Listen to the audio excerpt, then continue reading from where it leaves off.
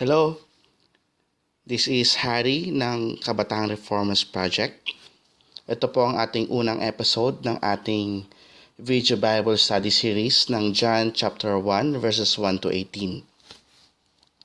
Sa pag-aaral po na to ng series natin, ang bawat verses, ang bawat phrases, precepts ay ating pag-aaralan, susuriin, hihimayin, tsaka pagninilay-nilayan. Layunin po natin sa ating pag-aaral na maintindihan yung tunay na kahulugan ng mga salita na ginamit ng author para sa ating mga Kristiyano. Iiwasan po natin ang magdagdag o magbawas. Iiwasan po natin maglagay ng foreign idea o ng preconceived idea. Pero hayaan po natin na yung salita ng Diyos ay umusbong sa ating harapan, makita po natin yung katotohanan habang ini-interpret po niya ang kanyang sarili. Okay, so umpisa na po natin ang ating pag-aaral. Today, ang topic po natin ay who is the Logos. Okay, so yung pong Logos dito, ang tinutukoy ko po dito yung word na makikita po natin sa John verses 1 tsaka sa 14. Yan. Ang Greek word po ng word dito basically ay yung word na logos. So somehow sa ating pong pag-aaral, mas madalas ko pong gagamitin yung logos kaysa sa word para hindi po tayo malito. Okay. Ang layunin po natin ng ating pag-aaral ngayon ay ma-identify kung sino itong person na ito na sa pamungad ni John ay ginamit niya yung word na logos. So identity ang ating hinahabol. At ang ating method of study ay contextual study, meaning hindi po tayo lalabas sa text na nasa ating screen. Bagkus hahanap po tayo ng mga triggering connections para po ma-identify natin kung sino yung tinutukoy na logos dito. Ito po ay isa lamang sa maraming method ng study. At sa unang episode, sa episode na to, ito po ang ating gagamitin, yung contextual study. Hindi po tayo lalabas sa text. Okay, umpisa na po natin. So, habang binabasa ko po yung text na nasa harapan natin, guguhitan ko po yung mga mahalagang word. So, in the beginning was the Word, and the Word was with God, and the Word was God. He was with God in the beginning. The Word became flesh and made his dwelling among us. We have seen his glory, the glory of the one and only Son, who came from the Father, full of grace and truth. For the law was given through Moses, sabi sa verse 17, grace and truth came through Jesus Christ. No one has ever seen God but the one and only Son, who himself is God and is in closest relationship with the Father, has made him known. Okay. So gagawin po natin, katulad po na sinabi ko kanina, we will trigger connections para po malaman natin yung identity kung sino po itong logos na ito. Though perhaps nakita nyo na po kung sino siya sa text, pero basically ang matutunan sana natin kung paano natin pag-aaralan sa salita ng Diyos contextually speaking sa episode na to. Okay, pagpapag po ako ng kulay ng aking pen, I'll use kulay red. So, ang una po nating keyword na mapapansin is yung word na logos o word sa English. So, basically, sino ba itong logos na to? Siya po ay nandun na simula pa nung pasimula.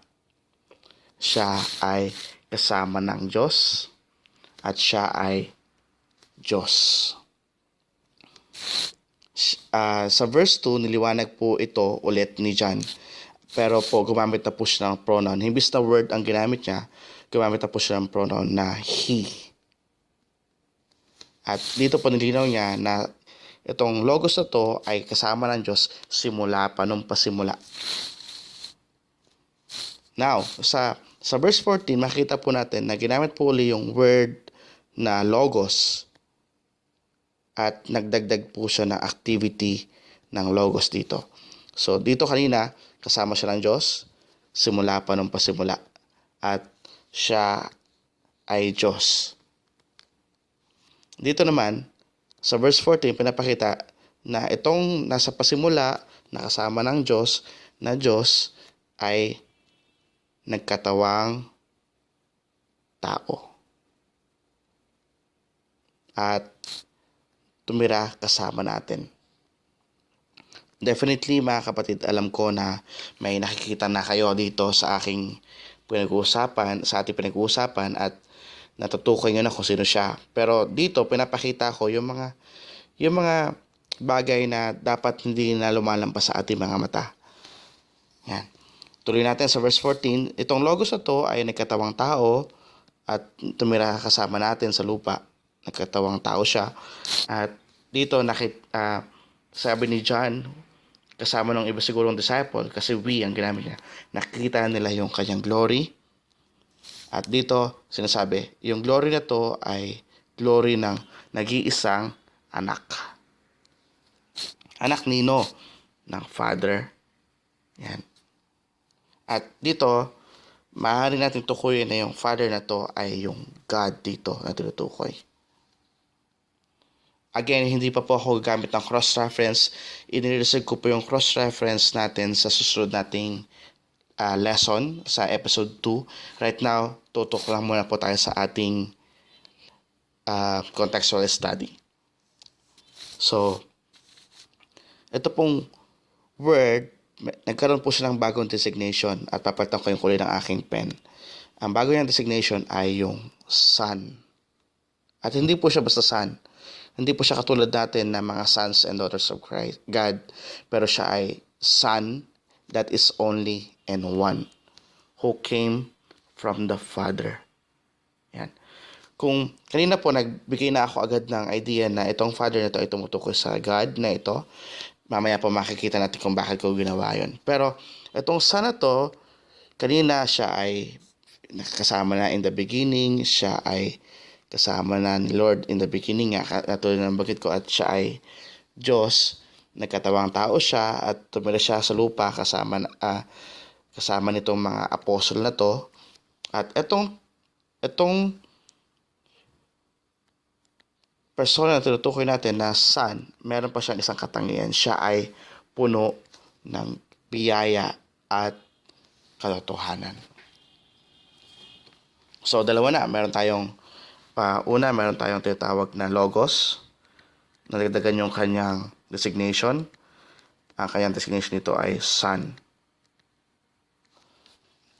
Kaya ngayon, pupunta naman tayo sa verse 14. Kanina napansin natin na meron tayong katangian ng Son o kaya ng logos na full of grace and truth. At ito ay makikita natin sa verse 17.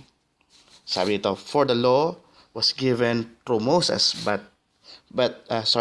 for the law was given through Moses, grace and truth, na tingin ko ay tinutukoy din dito, same context, came through Jesus Christ. So ngayon, parang nagdagdag na naman designation itong persona na pinag-uusapan natin. Kanina, ang pangalan niya ay Word. Ngayon, siya ay Son. At dito sa pagkakataong ito, siya naman ngayon ay si Jesus Christ.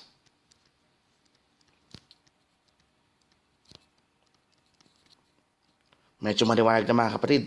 Pero hindi pa tumigil si John. Dito, sabi nga, grace and truth came to Jesus. Sabi sa verse 18, no one has seen God. Sabi ko kanina, itong Father na to ay tumutukoy sa God dito, na tumutukoy din dito sa God ito. Papakita ko connection. Sabi niya, no one has ever seen God. Wala nakakita sa Diyos. At dito tinutukoy ko, itong Diyos na to ay Diyos Ama, Father. Sino nakakita sa Kanya? But the one and only Son, who is this one, and who is Jesus. Kaya ako po natrigger yung connection na ito. Lumalabas na itong God sa verse 1, siya yung Father sa verse 14, at siya yung God dito sa verse 18, at siya rin yung Father dito sa the same verse. Nakita po na yung connection. At ang kasama ng Father na yan, o yung God na yan, from the beginning of time, is the one and only Son, na na-identify natin na siya yung Logos, at siya rin tong Jesus Christ. Tuloy natin, para mas maliwanag. No one has ever seen God, the Father, but the one and only Son, who Himself is God. Nakita po natin dito na yung punto natin sa pangatlong phrase ng ating chapter 1 verse 1 na was God ay naulit na naman dito sa verse 18. Who is in closest relationship with the Father, tinutukoy yung God na to na nasa verse 1, has made Him known. So ano po ang ating conclusion? So dito po pinapakita na ang identity ng Logos is none other than but the Lord Jesus Christ. At pinapakita rin ito na siya rin yung tinatawag nating Son of God. At siya rin yung Logos. Siya yung Word. At dito, in a very short summary, gusto ko isulat yung mga katangian niya. Siya ay full of grace and truth.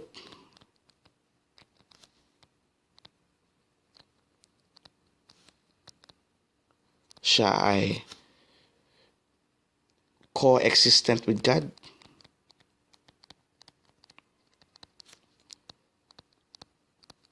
At siya ay God Himself. Dito po kitapos ang ating episode 1. Abangan po natin ang ating episode 2 sa panibagong pag-aaral. Thank you and God bless.